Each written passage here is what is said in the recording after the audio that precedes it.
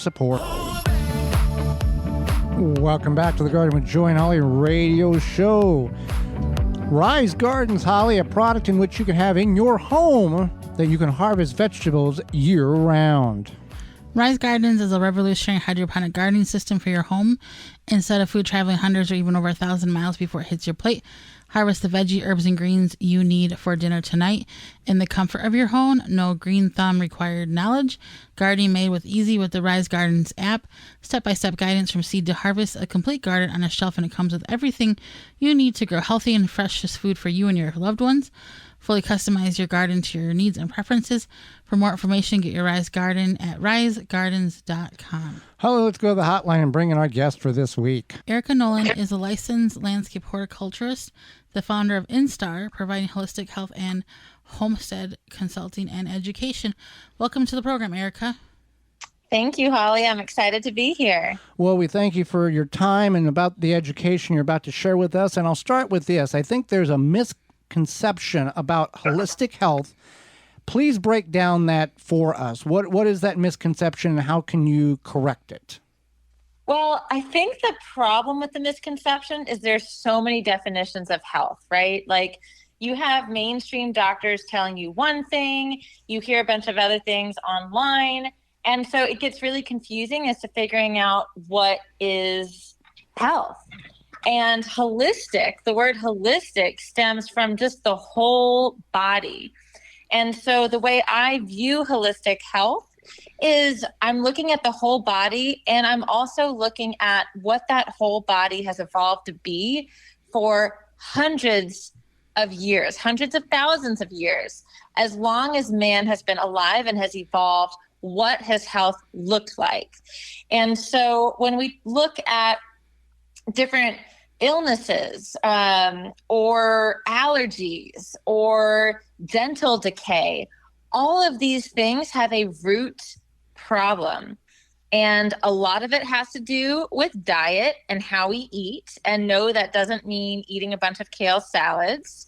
A lot of it has to do with our lifestyle and the toxins that we absorb through our water or our air, or even just through stress in our environment. And so the purpose of holistic health is to really get in line with how nature designed us.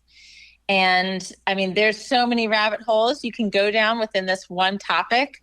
But I think that's probably the best generalized answer I can give you on my definition of holistic health. Right. And there's science, and then there's government science. And then there's like kind of big pharma. Right. Too, where, yeah. What do we need the science to say in order for us to make X amount of dollars? Right. And government science and pharma science are, in my opinion, go hand in hand. Yeah. You know, right. The science that I tend to gravitate to is the science that is often hard to find, or that is not blasted on every mainstream because it's not popular news channel or, you know, doctor's office. It's going against the grain because there's a reason why we're even in the place that we're in right now to discuss what is holistic health. Well, that and just, you know, there's also like, I would call it diet culture science or snake oil science, where they sell you this hot new fad diet, and a lot of doctors are in line with that, unfortunately. And I can speak for myself. I am a heavier person, but once I started focusing more on what I was nourishing my body with and moving my body, my labs are better than they were 10 years ago when I was on the diet roller coaster. So, yes. So there's, and it's not even about, you know, this like model picture that we've been given. Like, you know, you can be any body type, and as long as you're nourishing your body and not over toxifying your body, you can be in, like you're saying, in some of the best health you can be. But there is this psychological component, and Hollywood and this perfect image has definitely played a role with that. Well, there's called the farm effect. Kids who have been out in nature all their lives have less symptoms or allergies than those who have been confined. and forced medication in order to help with those problems. So yeah, there's a lot of stuff out there. Yeah, I think, one of the most basic concepts that makes sense to me about this upside down world of medicine is that thank God we have modern medicine for acute problems like a snake bite or a gunshot wound or getting hit by a car. Like that's essential. We need modern medicine for that stuff. And that's how it all kind of started to stem from having, medicine during war. But the fact of the matter is that for chronic illness, it just doesn't work. And it's not a financially sustainable model for just acute treatment. That's where the chronic treatment comes in. And that's where we get on this hamster wheel of upside down health, basically. I couldn't agree more. So speaking of holistic and organic gardening journey, what inspired your holistic and organic gardening journey? It's amazing that we've already tapped into such a weighty topic, because this is kind of what started it for me. My mother had a brain tumor and had to get that surgically removed. And that process was decent. I certainly was scared that I was going to lose my mom, but she was in really great care. And that problem seemed to be remedied pretty quickly. But then 6 months later, she got breast cancer. And that was a whole nother experience, because after she had a double mastectomy, she was in the hospital. And right after she came out of surgery, she was offered a Sprite and this mush beans. I think everyone probably listening knows someone that's been in the hospital and seen what hospital food looks like. And that was what I saw as like her immediate recovery when she first came out. And I realized this is just not right. Like what we eat has to matter, We didn't evolve to get to this point where we could like cheat the system and cheat nature. And of course, at that point, then I started questioning, well, like, why did she get cancer? Why is cancer so common? Like, it doesn't make sense that we've evolved these 200,000 plus years if everyone just died at age 30 of, cancer and chronic illness. It doesn't make sense. And so this is really what started this journey for me to look into, well, what is this all about? And the first place I looked to was just growing food. I figured, fresh grown vegetables surely has to play a part. So that's where I really started to dive into this world of horticulture. Well, and I've heard it from several people online, and you believe what you want. We, as a society, as humans, we were healthier and ate better 100 years ago and smarter than where we are today with technology. Yeah, I believe it. I believe it. And we have the studies to see it. We can see that humans, even 50 years ago in remote areas of the world, did not need to have their wisdom teeth extracted. They did not have allergies. They did not have any breathing problems because they had perfect dental arches and wide structure and strong physique, just physically. And you could look at people from, two different islands and they would have these similarities. And it was all because of their ancestral, holistic approach to life. And also 100 years ago, if you didn't work hard and get what you needed, you died. There was no go to the grocery store and get a can of beans. Yeah. It was, you had to put it up. Talking about growing your own stuff, most people who homestead kind of learn as they go. Tell us about what you do with your homestead counseling. So what I do is I take out the trial and error factor.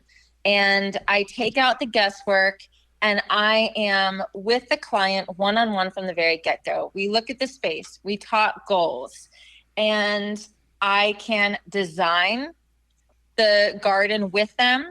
Once we come up with like the dream vision, we plug in a budget. We look at what the execution would entail. And so if they need to stage things out, they can. I give them step-by-step instructions. I work with contractors if necessary. Or if someone wants to DIY everything on a budget, we can do that too. So I am making sure that the foundation of the garden is set up right, because that's often where the loopholes lie. And once we have it built out, I go through seed starting, transplanting, maintenance, the whole process from the vision to harvesting and preserving. And I'm with the client one-on-one throughout that whole process, virtually all over the world. So you take about 5 years of error, trial and error, and say, don't do this, and get you started Yes. straight, and Yeah. save a lot of time, hassle, and aggravation. Yes, basically 10 years. Everything Okay. that I've been through over the past 10 years in the industry myself, we skip that. And there's a lot that I've learned and have even changed within the past year of that 10 years. Fantastic. So, what are some tips for people who want to increase their homesteading but kind of feel stuck? They don't have space for animals or something a little bit more in depth, and they just feel like they're stuck with just gardening, canning, baking, making homemade meals. What's some simple ways for them to increase their homesteading capabilities? Well, I would first just say that there are creative ways to incorporate animals. You can raise meat rabbits in an apartment. You can also raise meat rabbits in an HOA because they can be considered a pet rabbit. Rabbits are extremely beneficial, not a very common meat that we consume here in the US, but they're valuable. You can have an income with meat rabbits. It's a really cheap startup investment.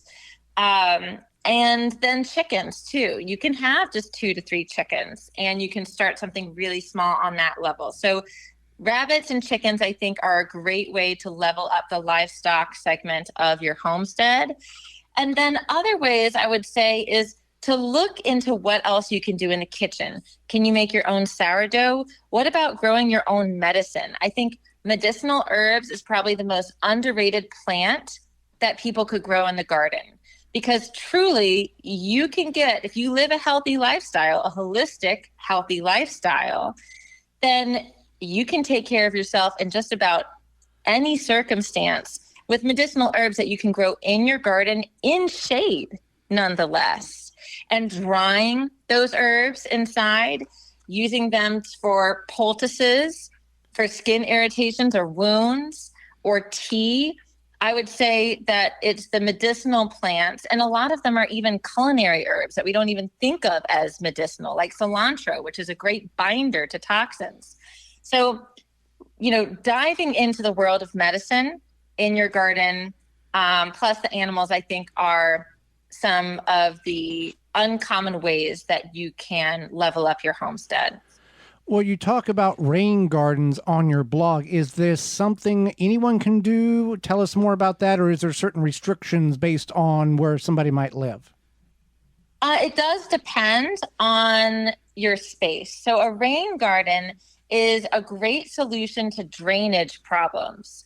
If you have water that sits up against your house, obviously that's not a good thing. So you want to create a rain garden to divert the water. Water is always going to move to the lowest point. So the purpose of the rain garden is to place it in a spot that is going to divert the water, soak in the water, and redistribute it to the water table below. And so how you go about doing a rain garden also depends on the amount of drainage you need to fix. So you could have just like a dip, a small little dip that's like 4 feet wide. Let's say it's a circle, 4 feet in circumference and maybe a couple feet down. That would be a really small rain garden. That might help with like a particular area. If you're trying to do some landscaping and you want to knock out 2 birds with 1 stone, you can do some landscaping in this rain garden and have water move away. Or you could do something more substantial, and that would something to that level might entail digging out 4 feet deep and then backfilling with a really sandy soil mix, and then having a 1 foot slope down to the center and filling that whole area up with plants that survive in drought and survive in extreme water. They're going to thrive in that little garden. They're going to make it look good, and you're going to have a drainage solution. Well, a lot of information you provided us, and we could spend several hours talking to you about different rabbit holes we could go down. We thank you for the time. How can people find out more about you? Instagram is my most active place online. So Instar Gardens, follow me. You can DM me. I have a link in my profile where you can schedule an intro call, which is like a discovery call with me. I'm on all the other platforms as well, but Instagram is where I'm spending most of my time interacting with followers. Well, Erika, we thank you so much for the time and the education that you've provided, not only Holly and myself, but all of our listeners. Oh, thank you, Joey and Holly. It's been a pleasure. Thank you. And when we come back, For more information, please visit thewisconsinvegetablegardener.com.